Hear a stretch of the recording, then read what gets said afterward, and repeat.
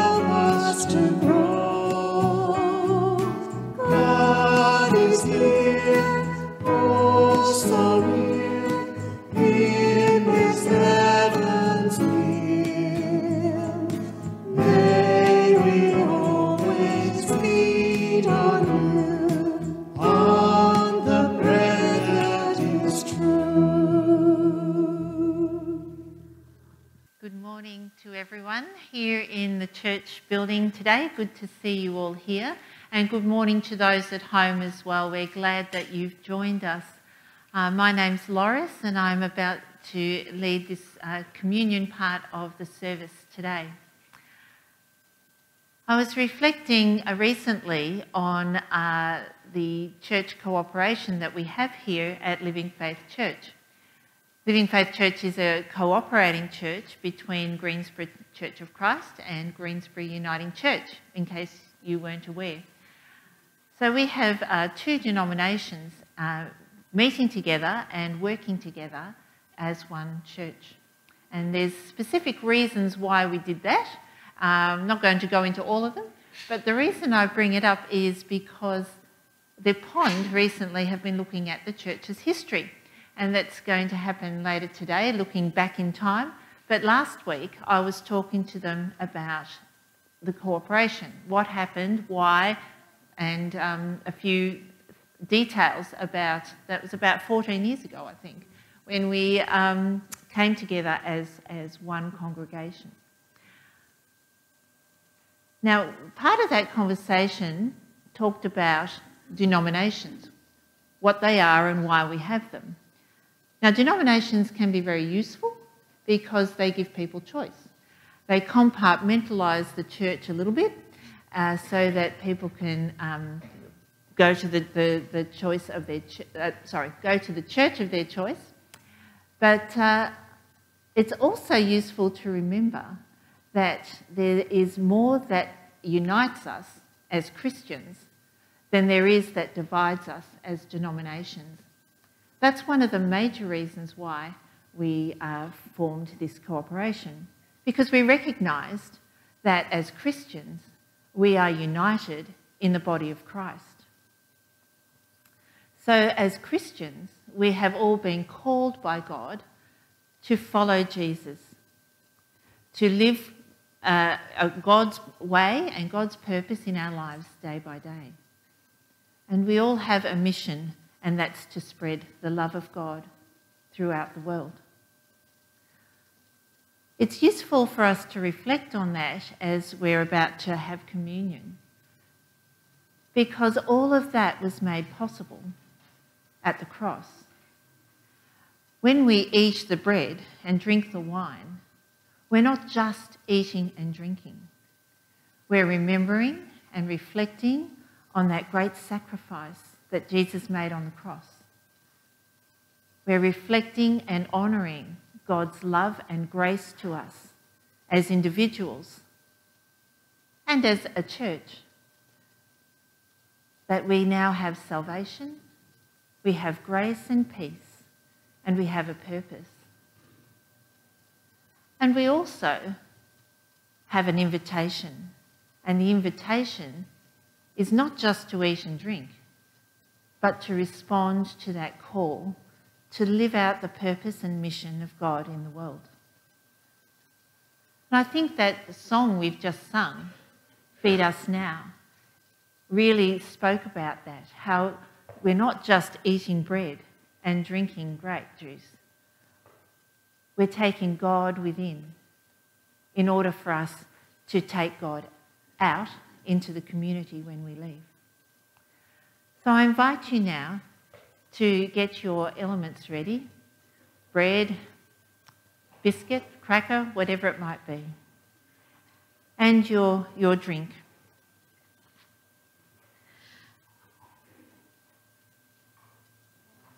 And before we partake, I wonder if you'll pray with me. We'll give thanks for these emblems.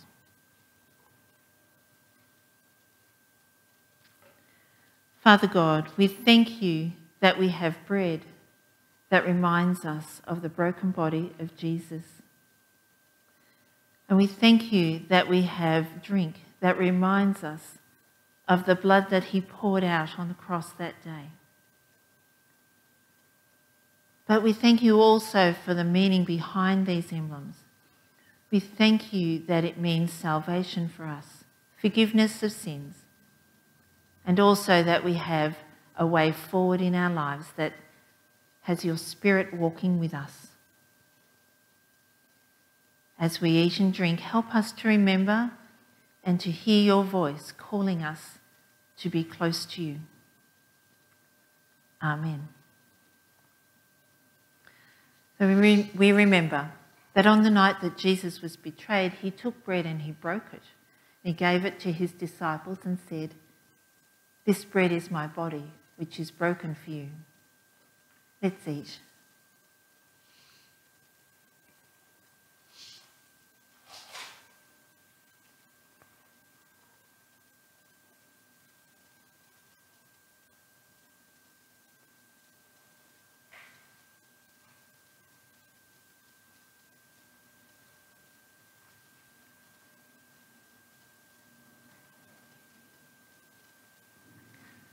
And after supper, Jesus took a cup and he said, "This cup is the new covenant sealed with my blood. Drink in remembrance of me." Let's drink together.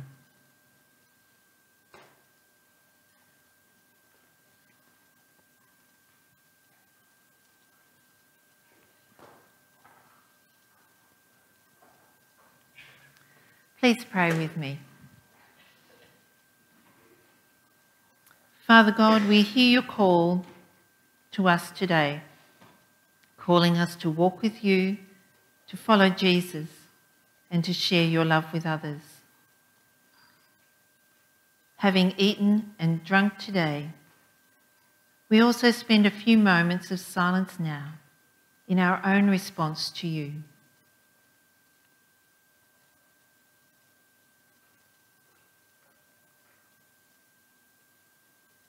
Thank you, Lord God, that your Spirit goes with us. Amen. Our first reading this morning is from Paul's first letter to the Corinthians, chapter 13, a familiar reading to most of us, I'm sure. "If I speak in the tongues of men or of angels, but do not have love, I am only a resounding gong or a clanging cymbal. If I have the gift of prophecy and can fathom all mysteries and all knowledge, and if I have a faith that can move mountains, but do not have love, I am nothing.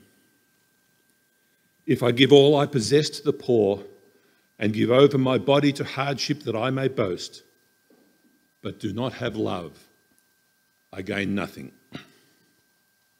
Love is patient. Love is kind. It does not envy. It does not boast. It is not proud. It does not dishonour others. It is not self-seeking. It is not easily angered. It keeps no record of wrongs. Love does not delight in evil, but rejoices with the truth. It always protects, always trusts, always hopes, always perseveres. Love never fails. But where there are prophecies, they will cease. Where there are tongues, they will be stilled. Where there is knowledge, it will pass away. For we know in part, and we prophesy in part. But when completeness comes, what is in part disappears. When I was a child, I talked like a child. I thought like a child. I reasoned like a child. When I became a man, I put the ways of childhood behind me. For now we see only a reflection as in a mirror. Then we shall see face to face. Now I know in part, then I shall know fully, even as I am fully known. And now these three things remain: faith, hope, and love. But the greatest of these is love. Well, good morning, everyone. Living Faith Church, whether you're here in the worship centre or at home, whether you're a visitor or a regular, it's great to see you all. A special welcome to Ada and Pauline. It's good to see you again. And to Stephen, who's come along to worship with us today. Welcome, Stephen. So, community news. Introducing Joshua Yonglee Patterson, a grandson for Matt and Pris, and our first grandchild. For those of you wondering, Yonglee apparently in Chinese means something like eternal joy or eternal happiness or something like that, so not 100% sure. There's different versions of it, but that's what it means. Stella and I thought it was a combination of previous names, but it wasn't, so we're off the mark. So today is World Leprosy Day, and we're going to have a morning tea provided by Paul and Michelle and Stella up in the hall after, so you're please very welcome to go up. Miriam and Aaron were so excited. There's lamingtons and there's all sorts of things up there, so and a donation would be appreciated. And we'll hear a little bit more from Paul about World Leprosy Day shortly. So the Lent series, Walking with Jesus, starting on around the week of the 13th of February. It's a 7-week series based on the book Walking with Jesus by John Birch, and there will be more information in next week. Gals Night Out, Tuesday the 15th of Feb, from 6:30 p.m. at the Montmorency RSL.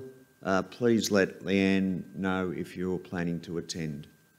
And also on the 6th of February, men's breakfast, 8 a.m. up at Urban Grooves. If you could let Brian know, but with the men's breakfast, if you forget to let Brian know, you can still attend. Don't not go because you have an RSVP, but it would be nice to let Brian know so he can give them an idea of numbers. Living Faith Church Camp. Noticing God every day, 25th to 27th February, so it's just short of a month away. There's forms in the foyer. Camp is for everyone at the church, whether you're young or slightly older. And you don't have to camp overnight. There are different variations. If you want to just go down for a day down to Anglesey, you're able to do that. And you can talk to Kate and Vic and others about that if you've got interest in that and you're just not sure. Breakfast Club. So volunteers are needed at a local primary school for Breakfast Club 1 to 2 Wednesdays a month between 8:15 and 9:30. Please contact Robin if you are able to assist and interested in that. Living Faith Church. If you'd like to connect with us at Living Faith Church, we'd love to receive your email at welcome@livingfaithchurch.org.au. This is probably very much for those who might be looking at us online, just not sure, maybe like to find out a little bit more about us. and we'd certainly love to get an email from you. We'll be in contact. Prayer invitation. Our prayer team is available to pray with you, so if you would like some prayer, if you'd come down to the front here after the service, if you need some personal prayer or to pray for someone or just to pray for God's kingdom, and there'll be several people down here who can pray with you on that. And that is our announcements. And Paul. Good morning, everyone. Today is World Leprosy Day, and it's celebrated around the world on the last Sunday in January. Most of you will remember that we have been doing this for the last 4 or 5 years now, and it's an opportunity to create awareness for the discrimination and stigma that's still out in the world today with people affected by leprosy.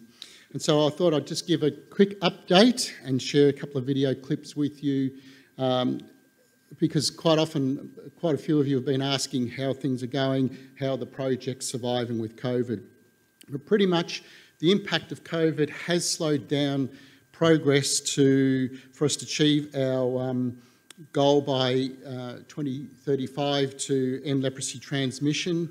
But we still see that even though COVID has slowed things down, we still see that we've got the opportunity to work harder and achieve that. So we've got a few more challenges ahead of us, but we're still confident that we can achieve that goal. So just as a quick update, we've had some pretty significant impacts in countries where there's been a lot of lockdown. People have been restricted to travel, so people aren't allowed to gather. So it's been, a lot of the programs have been suspended, but the introduction of the vaccine has brought a return to normal activities in most countries. But over the past 2 years, we've had increased waves of infection in countries like India, Nepal and Timor-Leste, and that's where some of our project staff and their families have been infected by COVID-19. It's been quite challenging and an anxious time for some of our partners that we work with them as they care for themselves and their families and their team. But amidst those challenges, we've still continued as a global organisation to offer treatment and advocate for those people affected by leprosy. And so just with our team in India, we've had, that was probably one of the hardest hit countries. Most of the staff at the time when COVID broke out were not immune with, and they had over 60 staff and more than 55 of their family members contracting COVID-19 back in 2020. And this included several members of the leadership team. The country director at the time, Dr. Mary Verghese, required treatment in hospital. And since she was discharged, about 12 months ago, she resigned because she needed to take time to recover. She's actually documented her story about how God saved her life from COVID.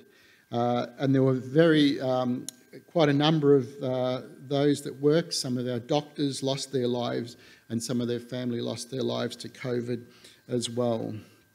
If we move to the next slide, in Nepal, they were particularly hit by the second wave of COVID infections last year in 2021, and they experienced severe restrictions and a lockdown across the country. The staff in Nepal were all received COVID vaccinations, so that was fortunate, and we, supporters like you in Australia, were able to help provide extra funding to support the projects in an underground hospital just outside of Kathmandu. And part of the work that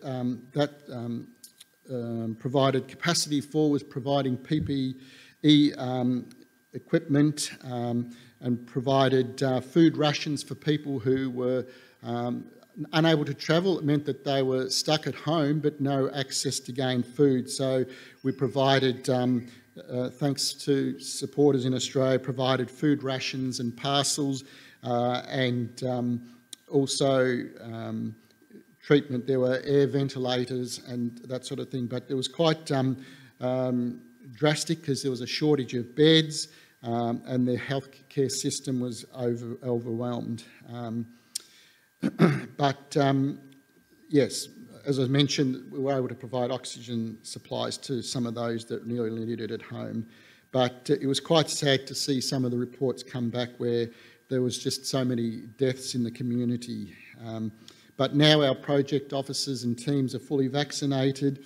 Our partnership with the Nepal Leprosy Fellowship, they helped provide PPE to the self-help group members. You've probably heard us talk about that, and provided healthcare and food parcels as well. So that was great. So thank you for the support that some of you have provided over that time. In Timor-Leste, similar type of situation. Pretty much all of the staff contracted COVID. The office had to be closed. People were working remotely. So the screening for leprosy in schools and amongst the community was severely curtailed. So that's put things back where people weren't being treated and diagnosis wasn't being made. So, but once again, our emergency appeals, supported by you guys, have provided food packages and essential supplies. And then during all of this, they experienced floods as well. So amongst the self-isolation, because of COVID, there was that physical isolation caused by the flooding as well. So yeah, it's been a fairly difficult year across the board. Of course, our teams in countries like Australia, the UK, those that are providing capacity haven't been able to travel, so it's been even more challenging for our team because we're trying to manage projects, and some of those projects are managed on behalf of the Australian government. So we're still having to live with it around the world, and the vaccine is not being equally distributed. We'll move to the next story, the next slide. When you came in today, you were handed out a brochure, a little pamphlet here. It's got a couple of stories. One about a lady, Rajabala, in India, and talks about how she experienced discrimination and was living with the stigma in the family. Quite a sad story, but you can read about that in there. And the other story is about Dan Izzet. Dan and his wife Babs, they live in the UK and volunteer for the Leprosy Mission in England, but they're originally from Zimbabwe, and they've now moved to the UK, and I think Dan was a pastor in a church, but they've moved now there permanently. He was diagnosed, Dan, with leprosy back in 1970, and then his wife Babs in 1977. But it took them 28 years before they disclosed to their friends that they had leprosy. Their story is unusual because the fact that leprosy is a disease that thrives in an area where there's poverty, but that wasn't the case for them in Zimbabwe. It wasn't even a disease hugely prevalent. So when Dan first displayed symptoms in 1960, he ignored them. Then in 1970, he was told that he had syphilis, and the doctors simply didn't believe him when he told him that it was totally impossible for that to have happened.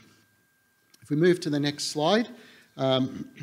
So we know that Dan and Babs have lived with leprosy for over 50 years. They were not a typical couple diagnosed with this potentially debilitating disease, but here's a little of their story in this clip. So Dan, how did you catch leprosy in a country where leprosy is barely known? And also, usually there's poverty as an environment for leprosy. That wasn't the case there, was it? That's absolutely the case. I can only work back statistically.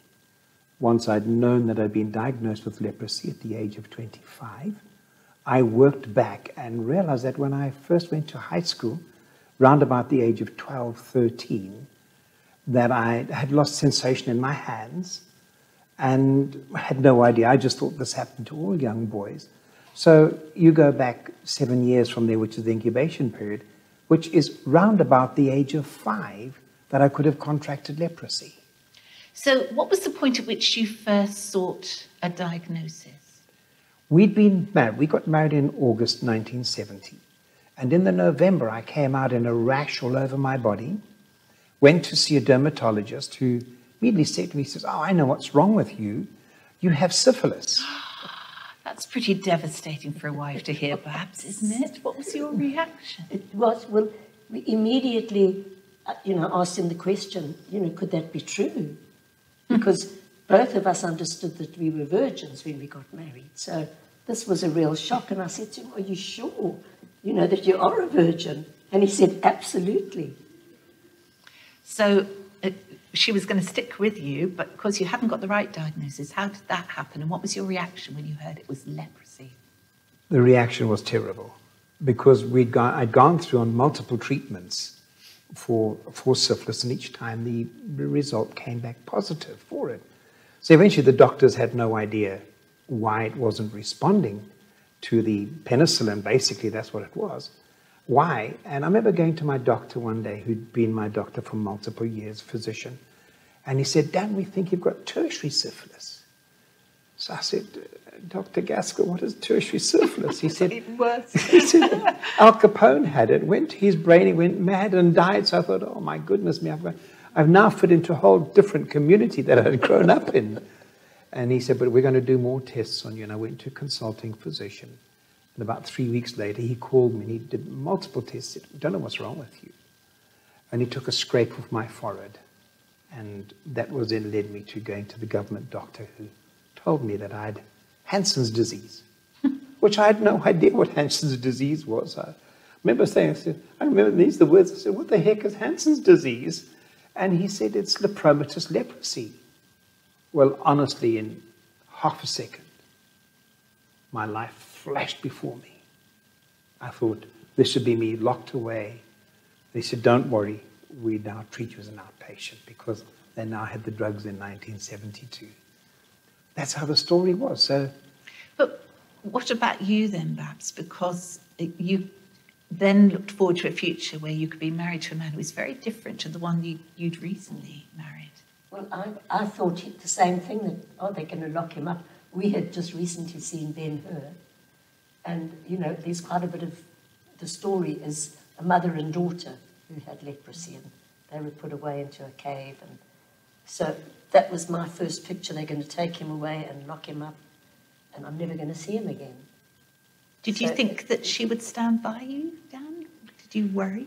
well, what happened by the time we'd sort of calmed down and got our thoughts? I said to Babs, I said, "When I married you, I didn't have leprosy. Had I known I had leprosy, I must we would never have got married." So we'd only been married nearly 2 years, and I said, "We could annul our marriage, and you could start all over again." To which she replied, she says, "It wasn't a little while ago we stood before God and men, for better, for worse, for richer, for poorer, in sickness and health, until death us to depart, not leprosy." She said, "We stood before God," he said, "and also I love you." And that was it. We didn't go down that route again because we'd made that decision. So, so today Dan lives with fingers that are clawed and no feeling in them. One finger had been amputated due to an infection following a burn that he didn't feel. And he's had to learn to write 3 times as a child, after his hands were clawed and after amputation. So many years ago, Dan mistakenly bathed his numb foot in a basin in scalding water. Infection set in and his leg needed to be amputated below the knee. And since then, Dan has had 25 prosthetic legs. And this sort of story is repeated across many countries where people are living in poverty. But this is a man living in the developed world. And if we move to the next step, we'll finish off the next slide just with another very short clip where they just share a few more thoughts. But Dan and Babs are both from Christian families, so this is more of the journey. How did they react to you, this white man coming to talk to them? Namaste. You see my hands? When I do that in India and say Namaste, they immediately see my hands and every barrier disappears. That must have been very emotional for you.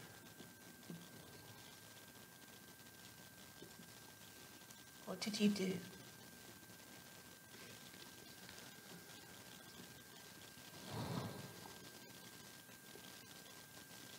I wanted to hug them. I can remember being in Banjaramasin, and I went there. It was a Muslim group.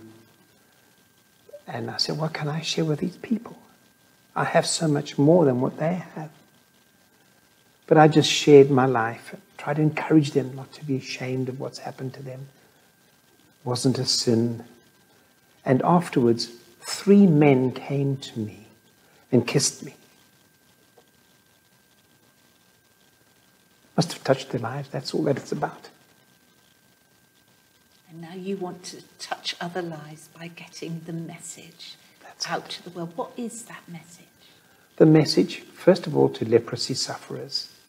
Don't let stigma control your life. I know in some communities it's extremely difficult because the community holds stigma against you. And that's a hard one to fight through because you're automatically rejected. But I also want to encourage people to be a person. You are a person. It doesn't matter whether you have leprosy. It doesn't matter whether you have disabilities.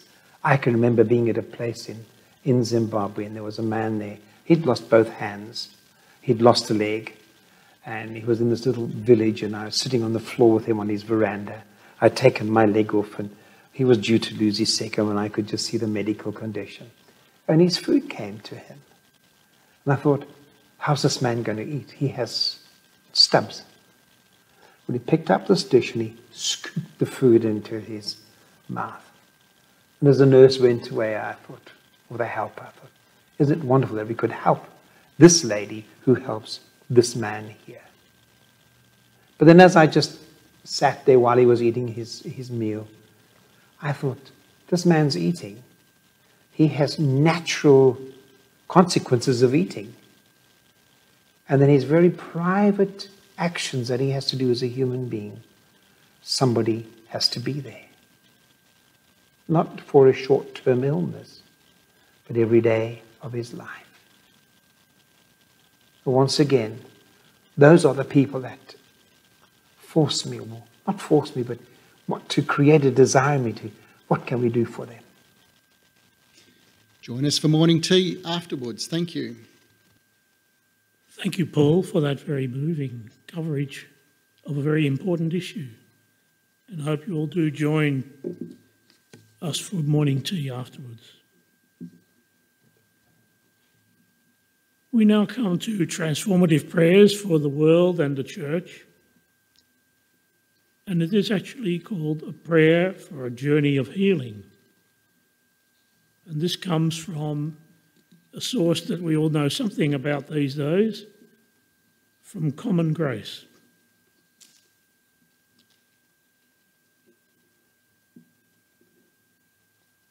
We who have come from every land give thanks for Australia, this earth that feeds us, the shores that bind us, the skies that envelop us in freedom.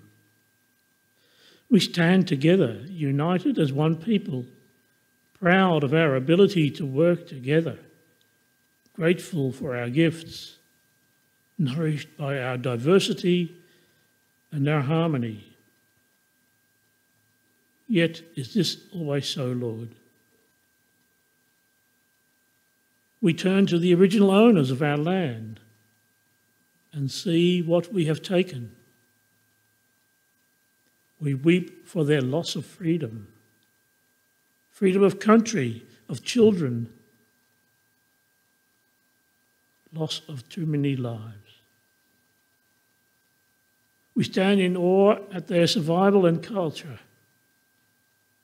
We stand in debt to their land. We have shadows in our history, Lord, which, if unfaced, diminish us. We have taken without asking. Lives are wounded. We see the pain. We see and feel the sorrow. We humbly seek forgiveness. Let us look back with courage, that we may see the truth and speak it.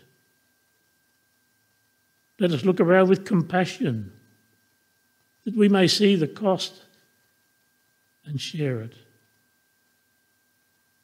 Let us look forward with hope, that we may see what can be done and make it so. Give us courage to face the truth, compassion to share the burden, strength to play our part in healing, and hope to walk forward to a place of justice. With courage, compassion, strength and hope, we'll walk together on a journey of healing. And the healing extends not just to racial issues in Australia, but across the globe, and healing of issues like COVID and other diseases, including leprosy. Lord, make us instruments of healing. Gracious God, you bring light out of darkness. We thank you for your grace, your faithfulness, and your strength to restore. Unite your people to bless us, all those who suffer in darkness, chaos, grief and loss, including some from this congregation recently bereaved, also for those suffering from COVID and other disease, even within our fellowship and beyond. We pray for our church, the Living Faith Church, which we've been reminded is a coming together of hearts and minds and spirits. We pray for our ministers and leaders. May they rejoice in your Spirit, supporting, leading and empowering them. Grant us your guidance and strength to serve you faithfully as people of hope and of love. In your name and for all that you love, we pray this. Amen. Your offering will now be taken up, but while that's happening, we're going to sing the song, Great is Your Faithfulness.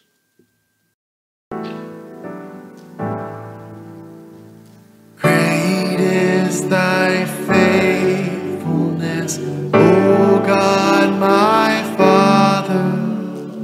There is no shadow of turning with thee. Thou changest not thy compassions, they fail not. As thou hast been, thou forever wilt be.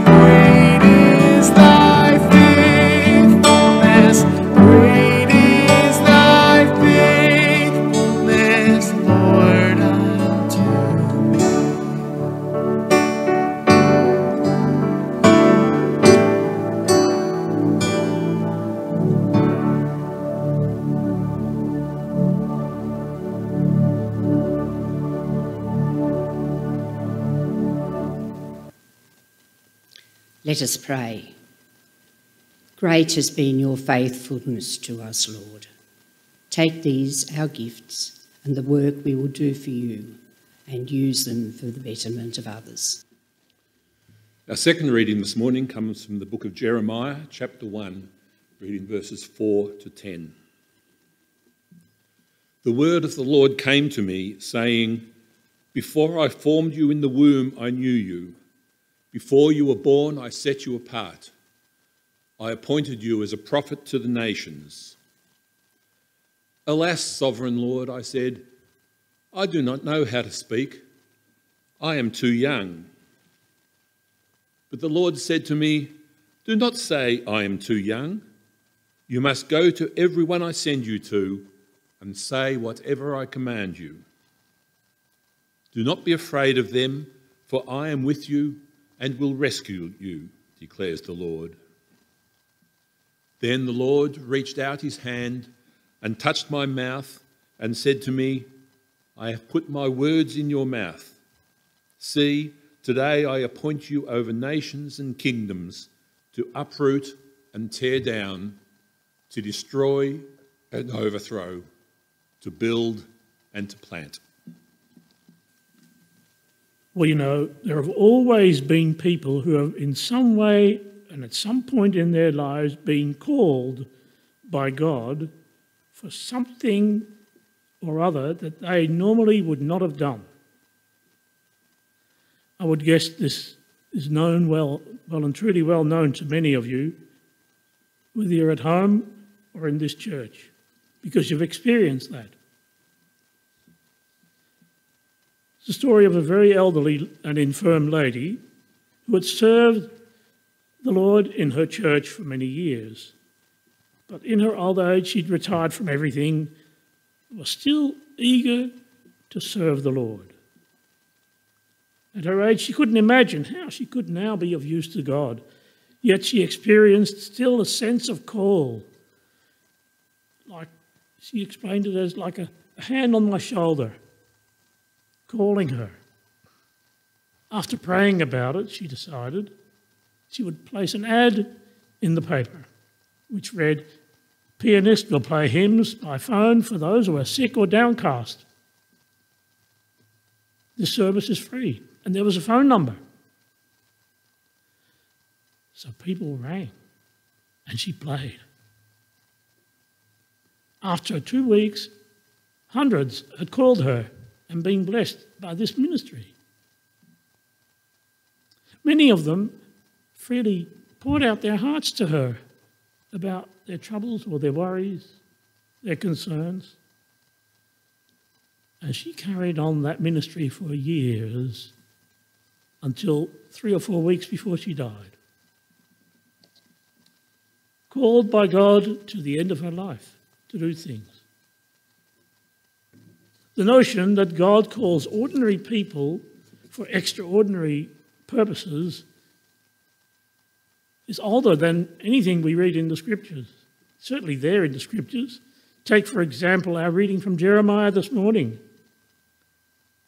It's from a book that bears the name of Jeremiah, the prophet, but Jeremiah doesn't want to take credit because his first words are, this is the word of the Lord. Not my words, the words of the Lord.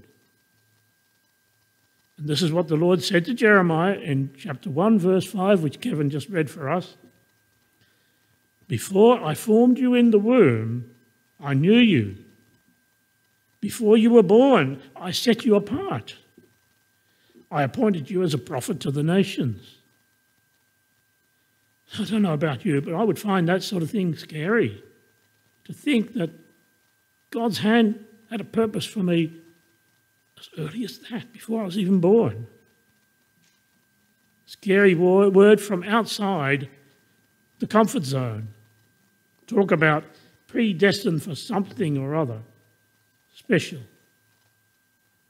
And he pointed out to God that nothing in life has prepared me for that, you know. How do you think I could do this, Lord? It was rather unexpected. It was unfamiliar. It was disorienting. And if Jeremiah had any other plans for his life, well, forget about them. This was totally inconvenient.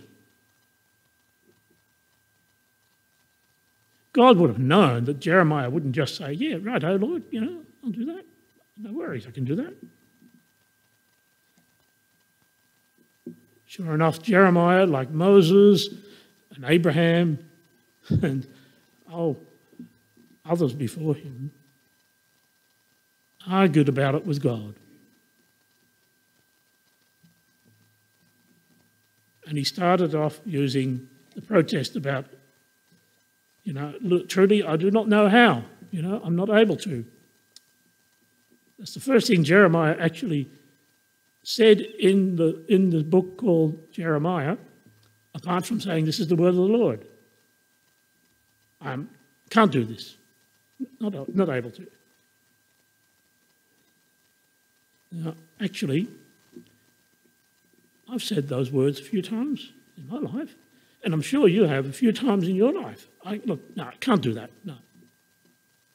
Sorry, that's just too much to ask. Can't do that.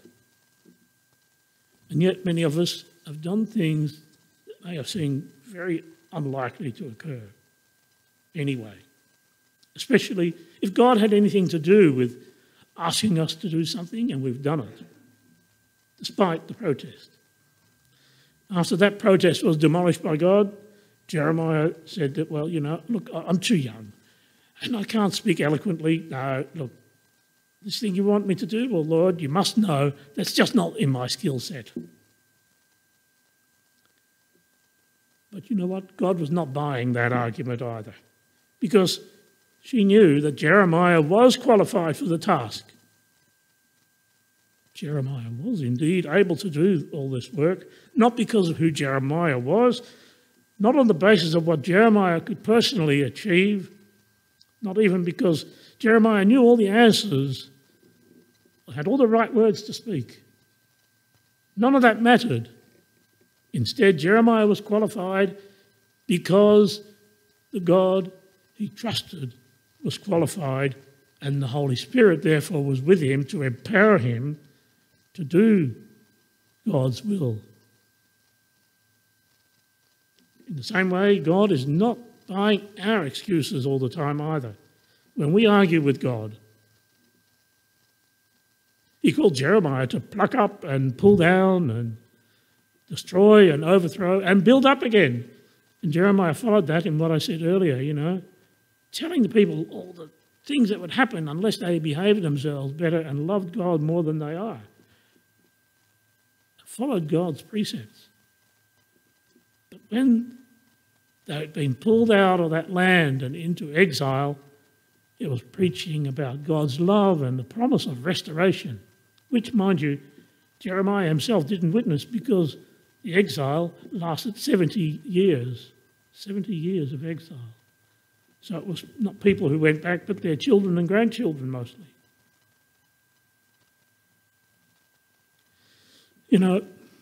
Maybe God is calling you and me to do something similar.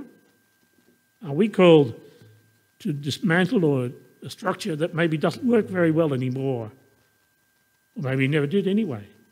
To pluck up and pull down an outmoded way of doing things, to adopt and demonstrate a new attitude of love and reconciliation and justice as a nation and a world that desperately needs precisely that. Aren't we called by God for this? Her nation so badly in need of wrongs redressed, injustices reversed. And yes, I do include in that the way our first peoples have been treated and disadvantaged. Sometimes something old has to come down before something new can rise up. Believe it or not, and I hope you do, right here, right now, in this church and out there in Videoland,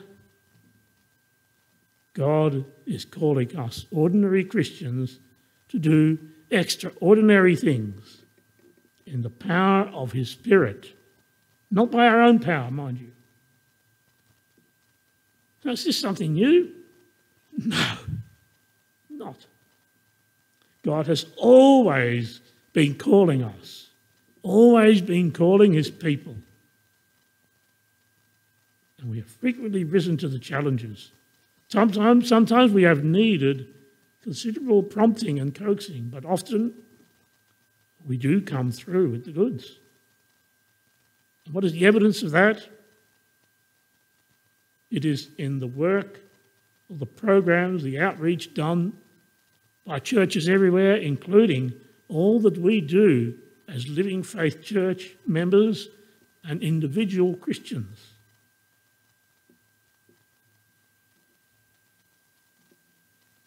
What do you think? Can God continue to engage us for the work of the kingdom? Can she break through our comfort zone with a word of promise that might enable us to do something unlikely but necessary?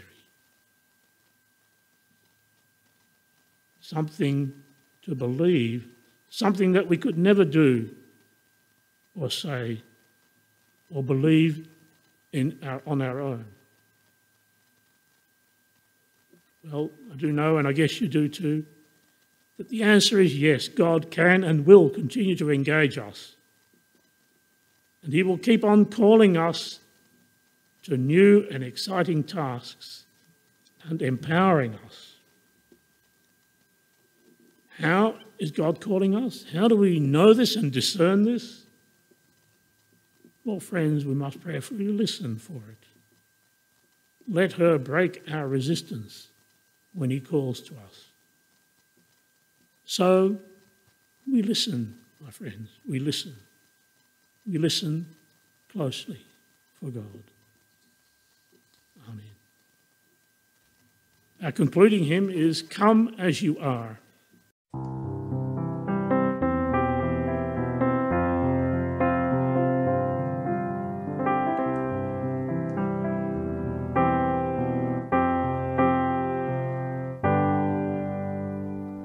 Come as you are, that's how I want you.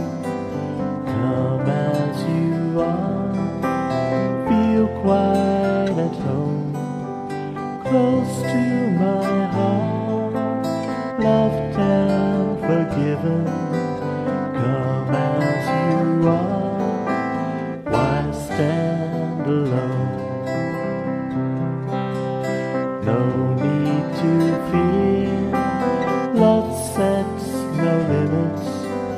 No need to fear, love never ends. Don't run away, ashamed and disheartened. Rest in my love, trust me again. I came to call sinners, not just the virtuous. I came to bring peace, not to condemn.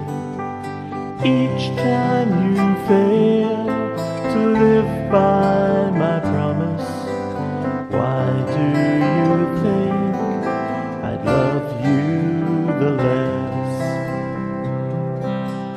Come as you are, that's how I love you. Come as you are, trust me again. Nothing can change the love that I bear you. All will be well, just come as you are. This service has ended, but the service begins. As we have been called, now we are sent. We are sent to do the work in the name of God, the Creator, the Redeemer, and the Spirit of empowerment and love. Amen.